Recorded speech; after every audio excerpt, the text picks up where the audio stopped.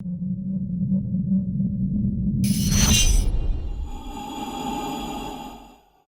you enjoy creepy horror stories? Be sure to subscribe and hit the notification bell for more spooky videos from Scare Street. The Raven by Edgar Allan Poe. Once upon a midnight dreary, while I pondered, weak and weary, over many a quaint and curious volume of forgotten lore, while I nodded, nearly napping, suddenly there came a tapping, as of someone gently rapping at my chamber door. "'Tis some visitor," I muttered, tapping at my chamber door. Only this, and nothing more. Ah, distinctly I remember it was in the bleak December, and each separate dying ember wrought its ghost upon the floor. Eagerly I wished the morrow, vainly I had sought to borrow from my books surcease of sorrow, sorrow for the lost Lenore, for the rare and radiant maiden whom the angels name Lenore, nameless here forevermore. And the silken, sad, uncertain rustling of each purple curtain thrilled me, filled me with fantastic terrors never felt before, so that now, to still the beating of my heart, I stood repeating, "'Tis some visitor entreating entrance at my chamber door, some late visitor entreating entrance at my chamber door, this it is and nothing more." Presently my soul grew stronger, hesitating then no longer. "Sir," said I, "or madam, truly your forgiveness I implore, but the fact is I was napping, and so gently you came rapping, and so faintly you came tapping at my chamber door, that I scarce was sure I heard you." Here I opened wide the door.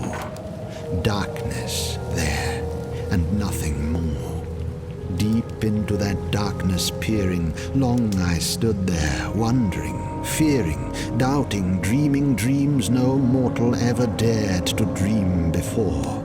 But the silence was unbroken, and the stillness gave no token, and the only word there spoken was the whispered word, "Lenore." This I whispered, and an echo murmured back the word, "Lenore." Merely this, and nothing more. Back into the chamber turning, all my soul within me burning, soon again I heard a tapping somewhat louder than before. "Surely," said I, "surely that is something at my window lattice. Let me see then what thereat is, and this mystery explore. Let my heart be still a moment, and this mystery explore. 'Tis the wind and nothing more." Open here I flung the shutter, when with many a flirt and flutter in there stepped a stately raven of the saintly days of yore. Not the least obeisance made he, not a minute stopped or stayed he, but with mien of lord or lady perched above my chamber door, perched upon a bust of Pallas just above my chamber door, perched and sat, and nothing more. Then this ebony bird, beguiling my sad fancy into smiling, by the grave and stern decorum of the countenance it wore, "Though thy crest be shorn and shaven, thou," I said, "art sure no craven, ghastly, grim, and ancient raven, wandering from the nightly shore. Tell me what thy lordly name is, on the night's Plutonian shore." Quoth the raven, "Nevermore." Much I marvelled this ungainly fowl to hear discourse so plainly, though its answer little meaning, little relevancy bore. For we cannot help agreeing that no living human being ever yet was blessed with seeing bird above his chamber door, bird or beast upon the sculptured bust above his chamber door, with such name as Nevermore. But the raven, sitting lonely on the placid bust, spoke only that one word, as if his soul in that one word he did outpour. Nothing farther than he uttered, not a feather than he fluttered, till I scarcely more than muttered, "Other friends have flown before. On the morrow he will leave me, as my hopes have flown before." Then the bird said, "Nevermore." Startled at the stillness broken by reply so aptly spoken, "Doubtless," said I, "what it utters is its only stock and store, caught from some unhappy master, whom unmerciful disaster followed fast and followed faster, till his songs one burden bore, till the dirges of his hope that melancholy burden bore of never, never more." But the raven still beguiling all my fancy into smiling, straight I wheeled a cushioned seat in front of bird and bust and door. Then upon the velvet sinking, I betook myself to linking fancy unto fancy, thinking what this ominous bird of yore, what this grim, ungainly, ghastly, gaunt and ominous bird of yore meant in croaking "Nevermore." This I sat engaged in guessing, but no syllable expressing to the fowl whose fiery eyes now burned into my bosom's core. This and more I sat divining, with my head at ease reclining on the cushion's velvet lining that the lamplight gloated o'er, but whose velvet violet lining with the lamplight gloating o'er she shall press, nevermore. Then methought the air grew denser, perfumed from an unseen censer, swung by seraphim whose footfalls tinkled on the tufted floor. "Wretch," I cried, "thy God hath lent thee, by these angels he hath sent thee respite, respite and nepenthe from thy memories of Lenore. Quaff, oh, quaff this kind nepenthe, and forget this lost Lenore." Quoth the raven, "Nevermore."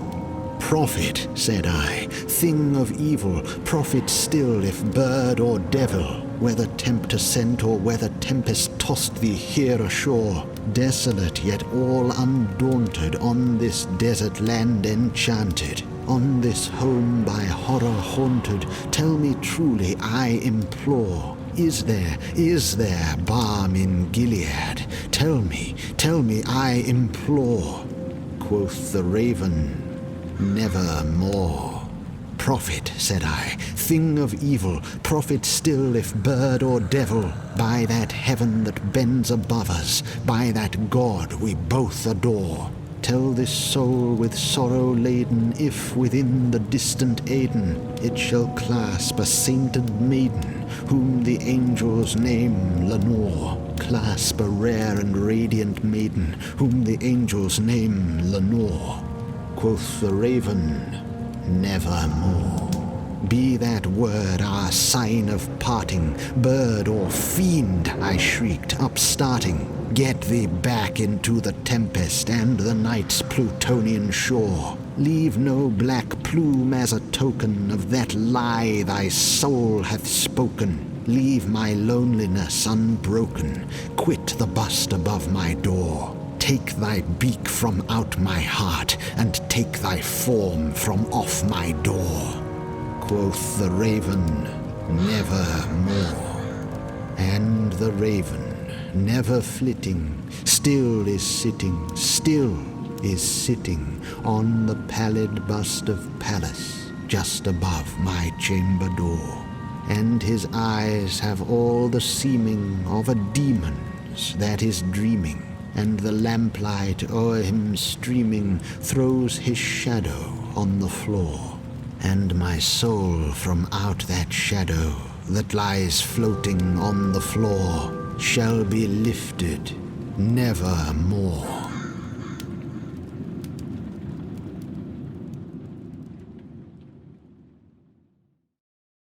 Are you looking for more creepy horror stories? Click the link in the description or search Scare Street on Audible for a list of all our bone-chilling titles. Don't forget to like, subscribe, and hit the notification bell for more spooky videos from Scare Street. See you in the shadows.